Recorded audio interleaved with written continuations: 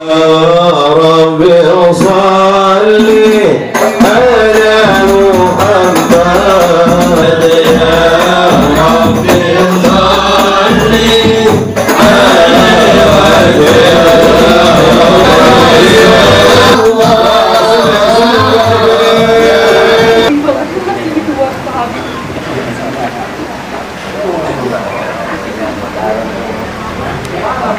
تجلى الحق في عالم قدسه الواسع تجليا قضاء بانتشار فضله في القريب والشاسع فله الحمد الذي نادى الحشر وفراده بتعداد ولا يمل تكراره بكثرة ترداد حيث أبرز من عالم الإمكان صورة هذا الإنسان ليتشرف بوجوده الثقلان تنتشر أسراره في الأكوان. Assalamualaikum warahmatullahi wabarakatuh.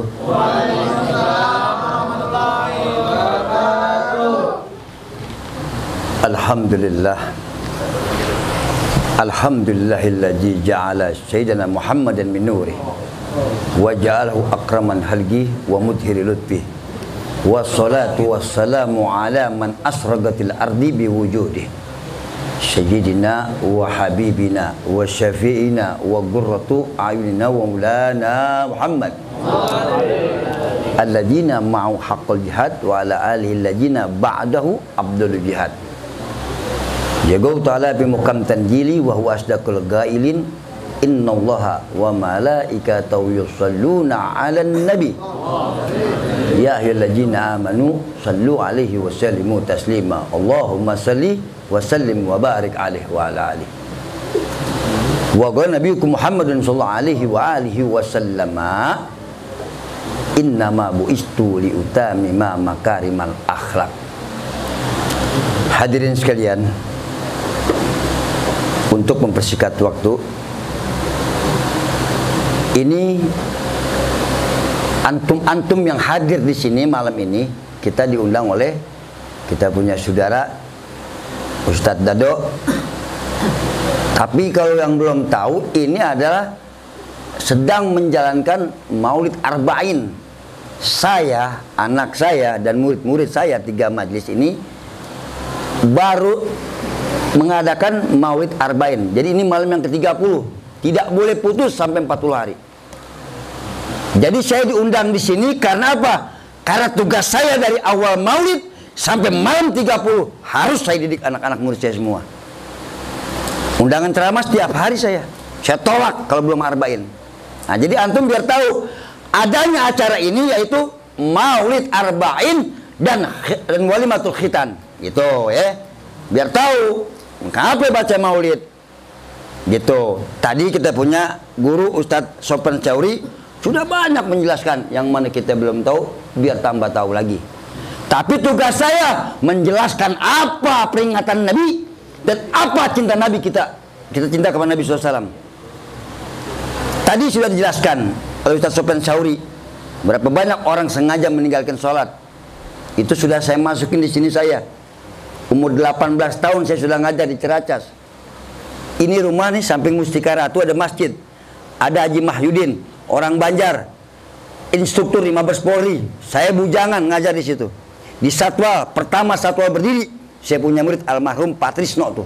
Pertama orang di Satwa. Saya bujangan, jam 2 malam saya keluarin mobil Satwa. Kemana? Ziarah ke makam kakek saya, Keramat Empang Bogor. Dan sekarang beliau meninggal, mantu-mantunya dan yang lain-lainnya masih dekat dengan saya semua. Jadi begitu, saya juga ngajar bukan di satu tempat najis taklim. Kemungkinan di sini juga ada yang saya belum kenal. Saya masuk sini dari bujangan, Ustadz. Hutan, saya ngajar dari Poncol, rumah saya Poncol. Mau ke Sentek, pakai patromak dulu di sini. Patromak dulu, becak di depan. Sekarang udah enak, udah terang. Tapi orang nggak tahu siapa saya lama di Ciracas. Cucu saya lagi mau berangkat ke negeri Hadramut. Saya punya cucu mau ke Hadramut udah. Anak saya udah pada bisa ngajar. Bahkan murid-murid saya juga masih ada yang tua-tua di sini. Haji Aceng itu saksi hidup. Ini belum, ini saya bangun ini Ustaz Sofyan, Masjid An-Nur nih di Jalan Raya sini. Itu saya panggil ke rumah Pak Harto saya.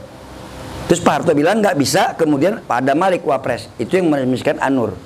Jadi sebelum saya bahas tentang Maulid, biar tahu, karena di sini ada yang belum kenal saya nih. Saya juga nggak kenal juga di sini. Ustadz Ateng saya kenal jelas, lama sudah. Ustadz Ateng, yang lain-lain saya nggak kenal.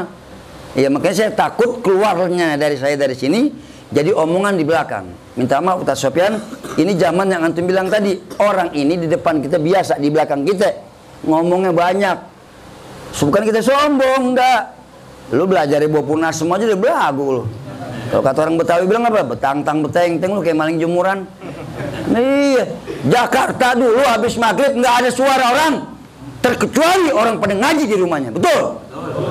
Orang perempuan nggak keluar dari rumahnya, cuma dua keluarnya, satu kondangan, satu ngelawat. Tuh Jakarta. Saya belajar sama guru Betawi SD, itu saya nimba sumurnya gede, cari empanan kambing di Patal Senayan.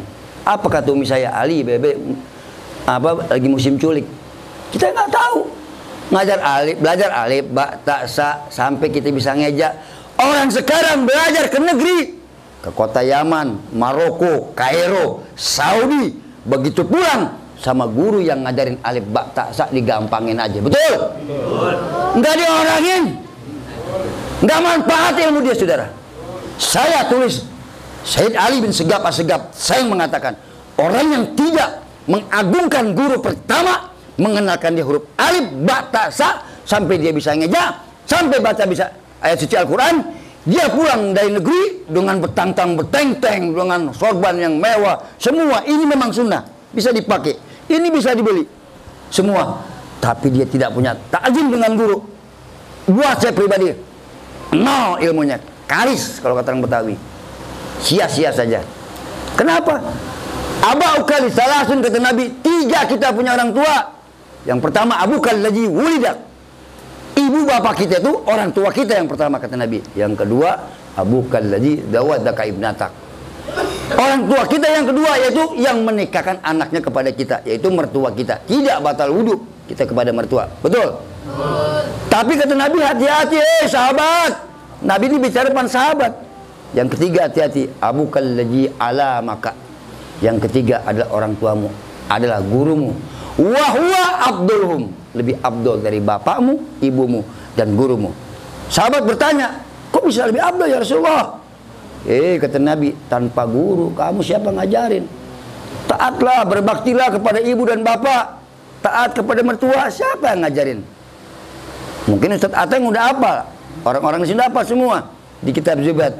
Bakul man bi ghairi ilm amalu mardudatun la tuqbalu. Kalau kita nggak punya ilmu, semua perbuatan kita ditolak kepada Allah SWT. Kedua, dari pembahasan Ustaz Sofyan Sauri, orang yang tidak suka sholat, ya, orang yang tidak suka sholat ini, ya, itu ketika Nabi, ini sering saya bahas sama murid-murid saya ini, ketika Nabi sedang kumpul dengan sahabat, Nabi bilang, ya ashab, wahai sahabatku, nanti di neraka jahanam, nama-nama nerakanya Jahanam, dengarnya udah takut kita. Neraka Jahanam. Nanti di dalam neraka Jahanam itu ada bir. Bir itu bahasa Arab sumur. Biru Jahanam. Jadi dalam neraka Jahanam ada lagi sumur, namanya Biru Jahanam. Jadi di dalam neraka ada sumur, dan kalau burung masuk, kata Nabi, idza kana tayrun, apabila burung masuk ke dalam sumur itu, 1000 tahun belum sampai ke dalamnya. Sahabat bertanya, liman ya Rasulullah? Untuk siapa ya Rasulullah? Litarkis sholah pashatil badan, orang yang meninggalkan sholat sengaja-ngaja tapi badannya sehat walafiat. Itu tempatnya di dalam sumur neraka Jahanam. Ada sumur namanya Biru Jahanam. Sampai burung nukik ke dalam, 1000 tahun nggak sampai. Tempat orang yang meninggalkan sholat dengan sengaja-ngaja dan badannya sehat. Itulah kata Nabi Muhammad SAW di depan sahabat. As-sholatu aimah, sholat pertama kita nanti di padang mahsyar ditanya. Yang ketiga, Tadi Ustadz Sofyan Syori menerangkan tentang sholawat. Allah subhanahu wa ta'ala sudah tahu semua antum. Orang bertanya, Allah yang ngapain? Tiap hari Allah berselawat kepada Nabi, malaikat. Karena kenapa di zaman yang akhir ini banyak orang ini mengaptarkan ayat. Aptar ini memutuskan ayat. Ayat yang ada sambungannya diputus. Hadis yang ada sambungannya diputus. Guru saya, Al-Imam Al-Gutub, saya punya guru, Al-Bakhr Ilim, Al-Gauth, Al-Wali min Auliillah, Al-Habib Abdurrahman bin Ahmad bin Abdul Qadir Asgab radhiyallahu anhu wa rahmatan wasi'ah, telah meninggal. Guru saya meninggal waktu di tol masuk motor 1000 motor lebih. Kemudian orang Cendana manggil. Itu tol masuk motor masuk tol waktu guru saya meninggal. Yang dari Bukit Duri ke Bogor. Itu nggak muat, ribuan motor masuk ke dalam jalan tol. Tapi alhamdulillah di antara di situ kelar semua karena ada orang Cendana yang nggak pernah punya anak berapa puluh tahun, dikasih air sama guru saya langsung bunting beranak. Dia yang tanggung jawab sama Cendana. Apa dikatakan sama guru saya? Di sini juga sudah saya dari jauh nih, Gus Adib, ahlan wa sahlan. Ini enje. Ini saya punya saudara lama nggak ketemu nih. Ada wasilanya nih. Wasilanya Ustadz Dado ngumpulin. Belum saya sebut namanya nih. Nggak sampai ke Papua jadi ketemu di Musikaratu ya. Jadi selawat ini ya, jangan antum anggap gampang. Antum baca istighfar, astagfirullahaladzim. Itu istighfar yang kecil. Istighfar yang besar banyak. Orang yang beristighfar berarti diampunkan dosanya kepada Allah. Tapi selawat kepada Nabi Muhammad SAW tanpa hijab. Antum baca istighfar, antum sholat, antum taubat, antum puasa, antum zakat. Belum tentu zakat antum ada yang diterima apa tidak, betul? Tapi kalau selawat kepada Nabi, menyebut Allahumma sholli ala Sayyidina Muhammad wa ala ali Sayyidina Muhammad, ruh Nabi dimasukkan lagi kepada Allah ke tubuh Nabi Muhammad SAW. Kok bisa begitu, Bipe? Ya berarti Nabi wali aja hayyun fi kubur. Wali Allah ini hidup di kuburnya. Apa kata Nabi? Sallu alayya summa kuntum fa inna salatakum tablughuni. Berselawatlah kamu kepada aku di mana saja berada. Sesungguhnya selawat engkau ucapkan kepada aku, tablughuni, aku mendengar engkau berselawat. Sekarang engkau baca maulid, engkau mengagungkan aku. Aku tahu satu persatu semua. Kelak akan aku cari engkau di yaumil kiamah. Amin. Dicari Nabi. Nabi mau meninggal, antum tahu semua sudah. Nabi mau meninggal, yang dicari siapa? Ummati. Enggak dicari waladi, auladi, anakku, itrati, keturunanku, juriyati, tidak. Bahkan 6 jam Nabi menangis sujud di hadapan Allah untuk minta umatnya semua masuk ke surga. Ketika mau meninggal, begitu dibangkitkan dari padang mahsyar, semua dibangkitkan, orang yang sudah meninggal dibangkitkan dari kubur. Nabi bangun, kemudian Nabi bangun dari kubur, manggil Jibril. Jibril, aina Jibril? Kemana Jibril? Aku ya Rasulullah. Ini aku ada di mana sekarang? Ya Rasulullah, ini sudah habis. Ini sudah kiamat. Semua sudah dibangkitkan sama Allah dari kuburnya.